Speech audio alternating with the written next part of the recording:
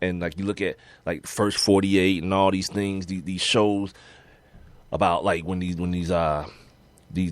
wives or these husbands and these wives, these spouses or boyfriend and girlfriend kills the other party in the relationship. Yeah, you know what usually gets them? Phone records every time, because no one seems to think that it's a good idea to go out and buy you a burner for this certain occasion, or buy two for the person that's going to be calling you and for yourself. But whatever. I'm glad when criminals are stupid. It makes it easier for the police to put their asses in jail. Good. Because when that Vanderbilt stuff happened, and I was watching that, I was thinking to myself the whole time, like, these dudes are idiots. But I was like, good. I'm glad they are. Because had they not been, this girl would have never known she was raped, and they would have never gone to jail for it. So good. Thank God for idiots. So yeah, I'm just waiting on all this stuff to unfold. You know, because now he's saying if he doesn't get drafted, he's going to enter the 2016 draft. Like, who in the hell trusts an offensive lineman to stay in shape for a year? Like, what's going to end up happening, dude, the same round that you would have been drafted in, like the 5th or the 6th, you're going to get drafted in the 5th or the 6th next year. Like, your draft stock ain't going to go up with you not playing football, idiot. Yeah, not a very bright man from the way things are looking. Like, you should have went and got, if everything was supposed to be checked out and it's crystal clear as you want people to believe it is, or your representation wants people to believe it is, you know what would happen? You'd have gone and gotten this stuff cleared up. But obviously there's something more behind what you're doing or what your involvement was in this young lady's death. So yeah, whatever. And it's my pessimistic nature to just, to go that route. Here's one for you, ladies and gentlemen. Let's go. The Tennessee Titans, along with Marcus Mariota, the choir boy of the draft, have now gone and gotten Satan Spawn. No, I'm just playing. I'm not going to put that on this kid. But just, as an opposite can be, Dorial Green Beckham. Yes, indeed. The 6'5" monster of Missouri and kind of Oklahoma. Yeah. Just didn't want to play any college football. And then, he's got a couple of little, rap sheet incidents of his own.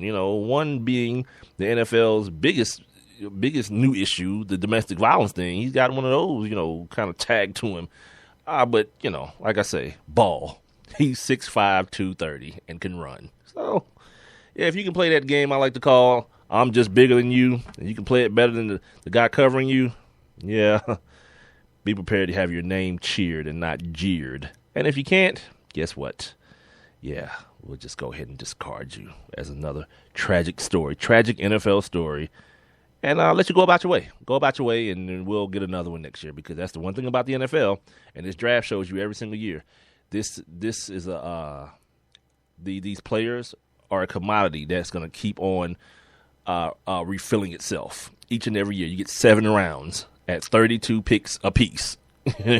So at a certain point, 2 years go by, 2 or 3 years go by, and you haven't produced, yeah, your job is being taken immediately. And in some cases, after 1 or 2 years, no one cares. Not the NFL. You're stuck like Chuck. Before I get out of this hour, and make sure I get everything out that I wanted to talk about today. Oh my God! Speaking of Bruce Irvin, yes, old Bruce. He's decided that he's got a problem with Mel Kiper, which I do too. I think he called Mel Kiper a clown. He need to go put some makeup on his face, some clown makeup on his face, because of Mel Kiper. Some of Mel Kiper's comments yesterday, which he is. He's a clown, dude. He's kind of just one of those dudes that have fallen into his place, and his reputation precedes him. I don't believe he does the work. I think McShay does the work. I think Kiper has people working for him. As a matter of fact, I can't remember this guy's name because we used to use him as our draft expert on our show previously. And I can't remember his name. Saved my life, though. But I remember when he told us that he couldn't do the show anymore because he was going on to work at ESPN as doing research over there. And as soon as I hear that, yeah, I know what it is. You're going to be the guy who's actually doing the work and giving Mel the information. Whatever, dude. Yeah, he's a clown. I'm down with Mike Mel. By the way, did you see those phone books that were sitting in front of Mariucci and Mayock and those dudes. They were literally as thick. They were thicker than phone books, man, with all these player information in it. I was like, man, I would, because I'm a nerd like this about this whole draft situation. I would love to get my hands on one of those books and see what the hell. Like, they got information on every single player in this draft, man.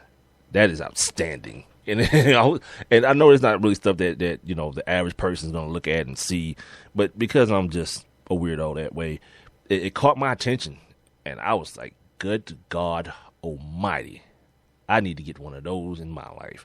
I'd be the smartest dude on. Well, yeah, it's a long way. I'm a long way away from that, being the smartest dude on the radio. But hopefully, you know what? Maybe I can get the. No, I think I've missed the Falcons pick this in the second round, and I don't know who it was. Shame on me, right? For all my listeners here in the ATL, wasn't paying attention, running my mouth. Well, I guess that's part of the gig, though. But yeah, I wasn't paying attention, running my mouth, and I think it probably happened, and I wasn't looking. See if I can find it here for you guys real quick. No, I don't see any updates here as far as any of that going. The Giants, in fact, have taken Landon Collins. They actually traded up to get him before the Titans took Dorial Green-Beckham. So I may not have missed the Falcons pick for this second round. I'm interested to see if they go offensive tackle here. Maybe Jake Fisher. They got to get a left guard as well, though. And you heard me talk with Dan Matthews earlier about the kid from Barton University. Yeah. D3 kid, you know what I mean? So good luck. D3 kid going in the second round, and because a lot of the better guards they went during the first round. So now you pretty much just got the leftover. Well, I don't want to call this kid a leftover because, from my understanding, he held his own against big time talent. Now, I remember him vaguely, Mayock talking about him during the combine, but that ain't what I look at the combine for. He ran under 5 seconds in the 40 for whatever, however you want to equate that to being a good or bad player. But he did. A kid that's about, I think, 6'4", just over 300 pounds. So not anything huge as far as your interior lineman goes. He played a lot of tackle in college, obviously at a smaller school, so you can get away with that, not having that type of size. But in the NFL, they're gonna bump him inside. They got a hole at left tackle. And if they get him, they do draft him. They'll pair him with last year's first round pick, Jake Matthews, and try to give Matt Ryan a little damn protection. You know what I mean? God, it's like we can't. Not we. If you're the Falcons, you're saying we can't get to the other team's quarterback, but everybody hits ours. Yeah, it's like the worst case scenario in the world. A self-fulfilling prophecy. Jake Fisher is another guy I mentioned, 6'6", 300 pounds, out of Oregon. Oregon guy plays not a natural left tackle because he started his career off as tight end. So that's why you see him not being as big. He's tall, 306 pound, lean. Probably looks like Jake Matthews if you want to get a comparison physically. But a guy who's obviously athletic enough to play the left tackle, has good enough feet to do that kind of thing. And you can move Jake over to the right tackle that he played at Texas A&M. Randy Gregory, still there, holding on. That we be letting you know, man, evil alert. You just kind of, that ain't really the move, You talk about failing drug tests, multiples, and then the fact that you're undersized. Like, they got him listed at 235 now, but for a while he had dropped down like 225 at his pro day. That coupled with, they're saying that his mental evaluations came back kind of squirrely. They were kind of, questioning his ability to handle the rigors of the game mentally, and now you see him, he didn't get picked where he wanted to get picked, and kind of melts down, and start throwing out those arbitrary threats like, you guys are going to pay for this one. All right, man, just show up at camp and ball. Who is this? Oh my God. Look at what's happening here. Look what's happening with young Cameron Newton. I do believe the Carolina Panthers just drafted Devin Funchess out of Michigan State. Out of Michigan. I'm sorry. A kid who a lot of people, he's so big, And he didn't run very well. I think he ran 4.7 at the combine. Now, that may alarm you, but if you can ball, you can ball. What's the kid's name now? He played in Baltimore. Now he's in San Francisco, and now I can't think of his damn name. Saved my life. Florida State. Anyway, he ran a 4.7 at the combine. First game in the pros, 250 yards receiving. So there's that. But this kid Devin Funchess is a huge human being. Now, if he just got drafted by the Carolina Panthers, understand what's going on in the NFC South now, right? Already here in Atlanta, Roddy White's like 6'3", Julio Jones like 6'3", 6'4". Then you go down to Tampa Bay, you got two dudes that's like 6'5", 6'6". Then you go up to Carolina, you got some monsters up there as well. You know what I mean? 6'6", 6'6", and 6'6" apiece. And then you got the midgets. Yeah, I mean, I guess Marcus Colson's he's all right. He's about 6 foot. Then you got Brandon Cooks and the likes of that. Jimmy Graham's gone, biggest receiver, quote unquote, that you had down there.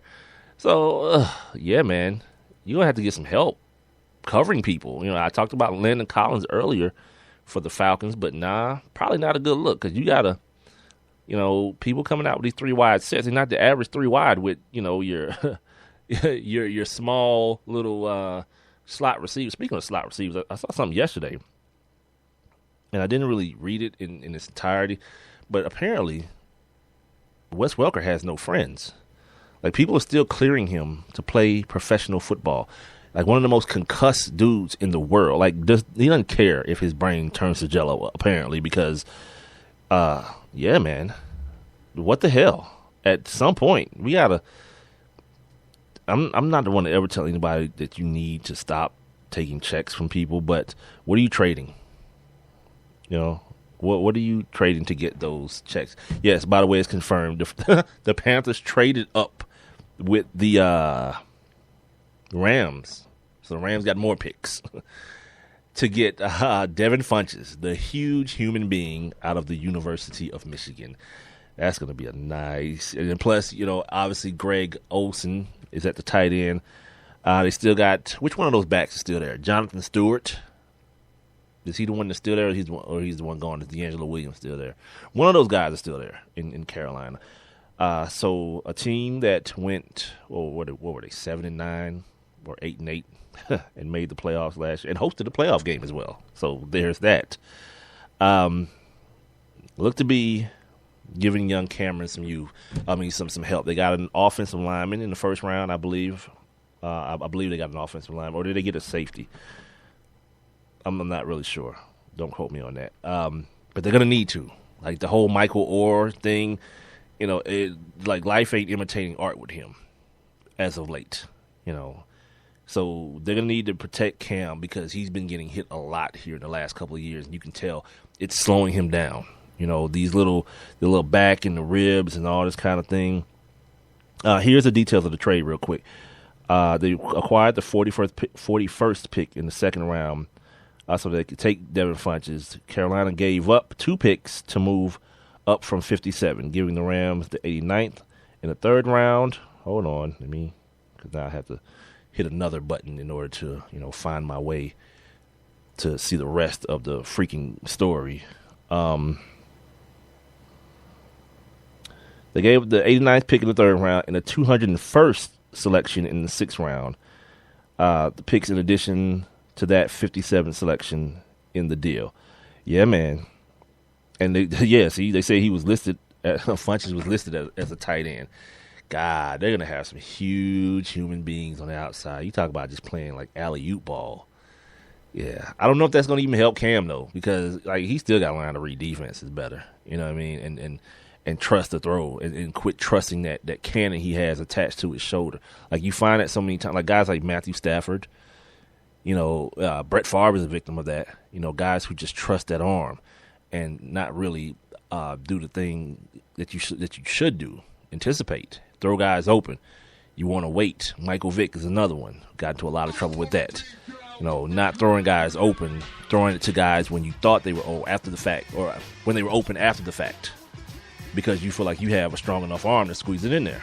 It's very interesting. Very, very, very interesting. Coming back, we're going to talk about some NBA stuff. We're going to move away from the world of football real quick and get into some of these NBA stories. Don't forget, we're being heard, Sports Kings Podcast, via Spreaker.com. We're on Twitter, Instagram, and Facebook at Sports Kings Live, and on the email, sportskingslive@gmail.com. I'm Big Mike.